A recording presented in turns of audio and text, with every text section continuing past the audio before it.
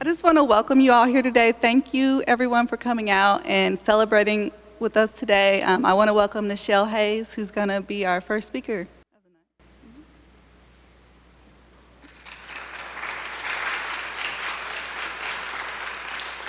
Good morning, everyone. Thank you so much for taking time out of your schedule on a Friday to come here with us at Central Library, 40 East St. Clair, Indianapolis, Indiana. We're in the Simon Reading Room, and this really is the seat of literature. I could talk about literature and books and genres and those kinds of things all day long, but I will not do that today. I started on the committee for this project. I guess it's been 2 years, but it's hard to know with COVID time. Everything just kind of ebbs and flows. And Tariq Robinson was our leader. He was the leader of the committee, and he did an amazing job of doing everything that needed to be done. Yes, please give him a round of applause in his absence. So he did an amazing job kind of corralling us, getting the names together. We looked at the names that were here. We looked at bios. We looked at lists. We worked with Mike Williams, obviously Mr. Twyman. And it was just a really, really exciting time to have the opportunity to see who would we enshrine on these walls. And so here we are today with the names that we have determined. 83 names are going to be here total. With this engraving project and the new ones you see behind me. And so I hope this will be an opportunity for people to learn about authors that they've never heard of, or maybe even to revisit authors that they haven't read in a while, especially people like Phyllis Wheatley and James Baldwin and Maya Angelou. I could just go on, a lot of my favorites. So just enjoy what we have. Check out a book, either physically or digitally, or even an audio book. It's not cheating, it's okay. You can go ahead and do audio, I do it a lot. But we're just very excited, and we're very thankful for Mr. Twyman to have this idea, to share it with us, and then to even support it financially. And so thank you so much for all that you do for our community.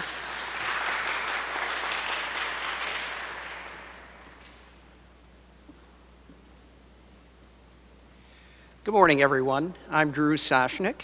I am a partner at Faegre Drinker in Indianapolis, and I have the pleasure and privilege of being the current chair of the board of the Library Foundation.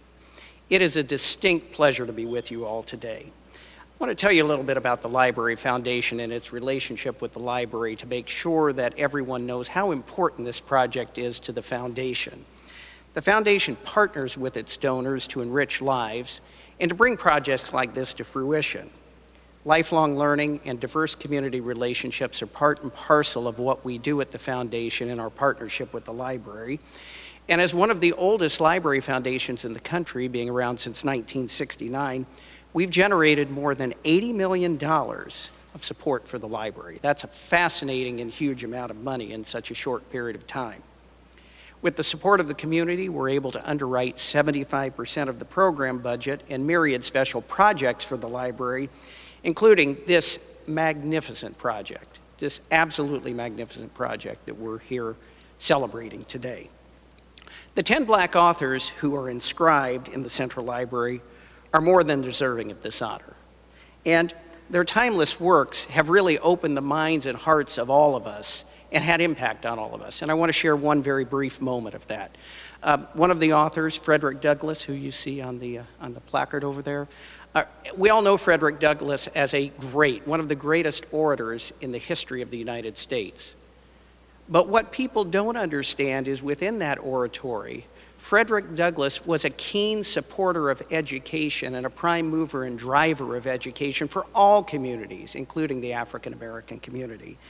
That's inspiring. And one of the reasons that the library is so important to me are because of people like Frederick Douglass. So it is a delight to be able to see his name recognized with all of the other deserving members.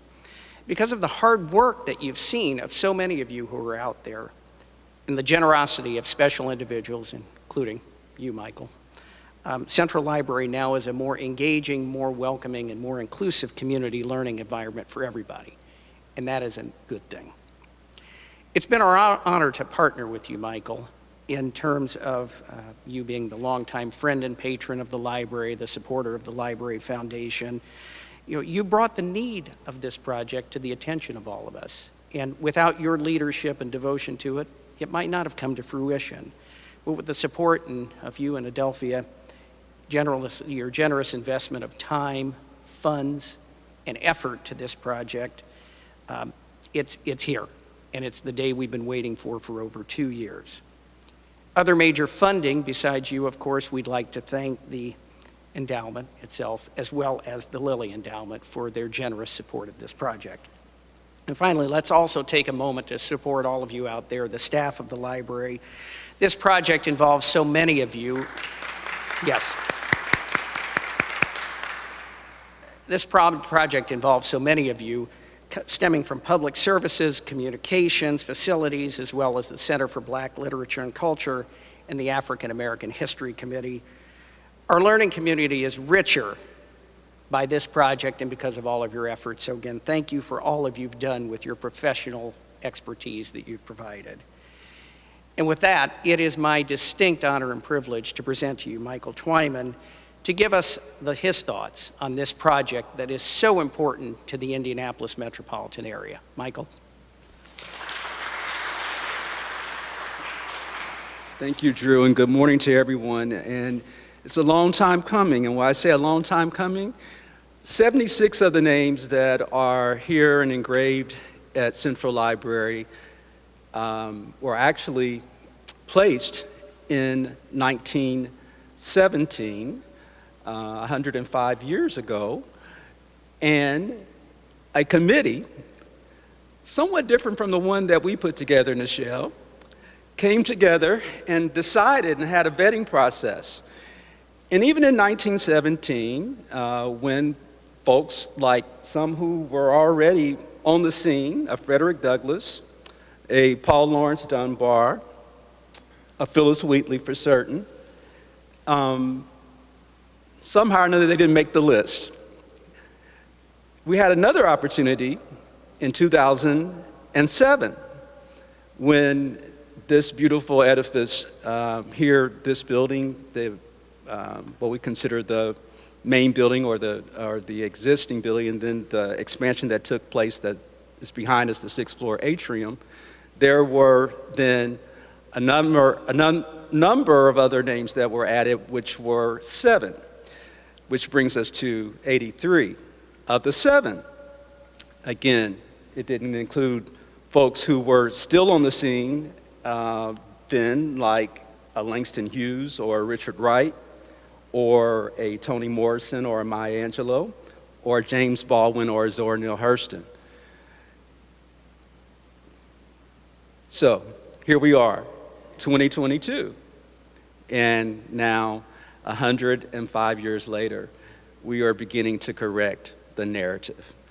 The library and public libraries across the country have not only an obligation to be able to speak truth and truth to power, but to also honor liberty and to be able to be a part of storytelling and a part of the historical narrative, and to do it in a way that acknowledges the contributions of all different people as a part of our artistic and literary and intellectual development as a society and definitely as a nation, and for us, a state and city. And so I, like probably most folks, go into buildings actually looking up. So many of you probably for the first time today is like, oh, there are actually engraved names in the Central Library? Yeah, there are. And so my growing up, I was always familiar with the fact that there were names.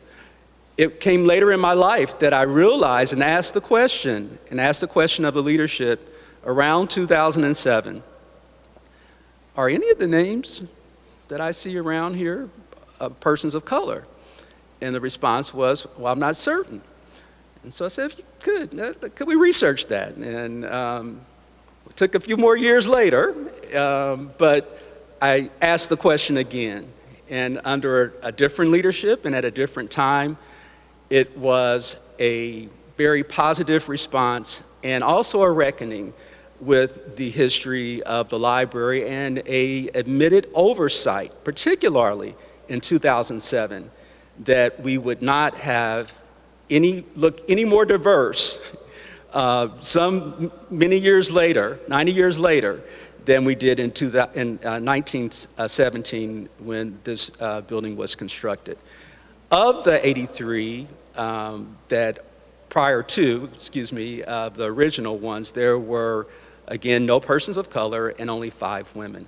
And so with the individuals that we have today, we have, of course, 4 women and 6 men. And it's important also, by way of historical narrative, to really talk about this in a larger scheme that really acknowledges and recognizes the African diaspora and the African diaspora's contribution to the world in terms of the literary development that we see. And so we have an opportunity to go back even beyond what we consider now even more 20th century and contemporary writers and authors and make the link to the origin of culture and civilization, and that is Africa. And I'm going to just end with a quote because he can say it much more eloquently than I, and this comes from W.E.B. Du Bois. Reader of dead words who would live deeds, this is the flowering of my logic. I dream of a world of infinitive and valuable variety, not in the laws of gravity or atomic weights, but in human variety, in height, weight, color, and skin, hair, nose, and lip. But more especially, and far above and beyond this, is a realm of true freedom in thought, in dream, fantasy, and imagination, in gift, aptitude, and genius, all possible manner of difference, topped with freedom of soul to do and to be, and freedom of thought to give to a world and build into it, all wealth of inborn individuality. Each effort to stop the freedom of being is a blow of democracy. That real democracy, which is reservoir and opportunity, is reservoir and opportunity.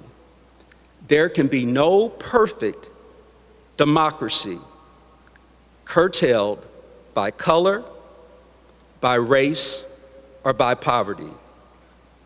But with all, we accomplish all, even peace. Thank you. And I have the great pleasure of introducing Deputy Mayor Judy Thomas.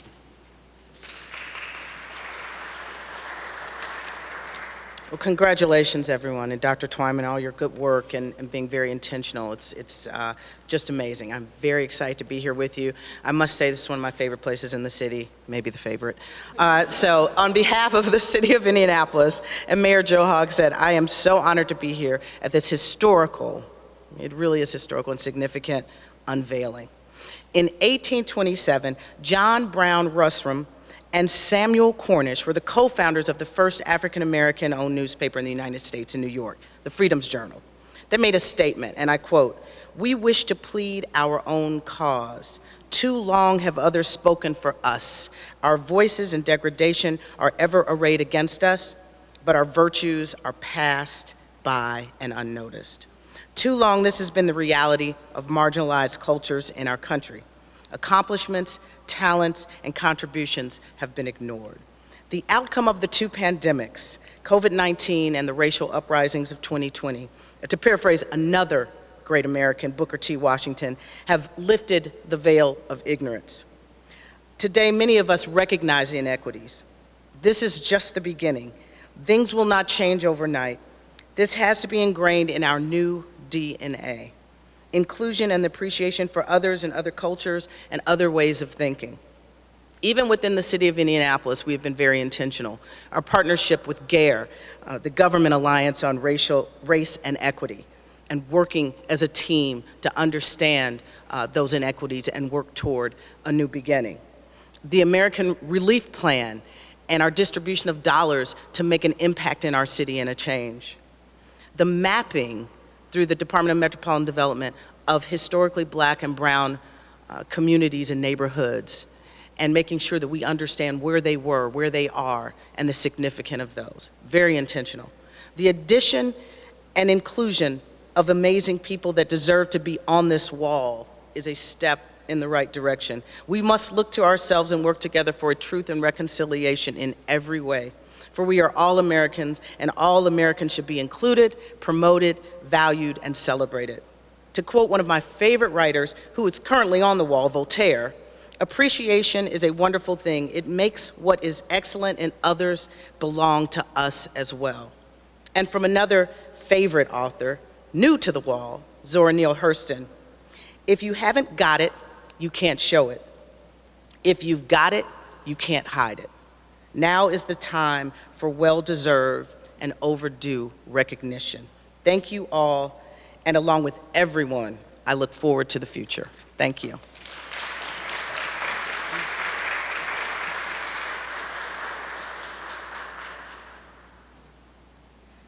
Just wanted to once again thank you all for coming, and I want to invite you guys to take some time, speak to the wonderful people here who have some more insight into this project, and also feel free to come upstairs and get some better view of all the new names and the new engravings that we have here today. So.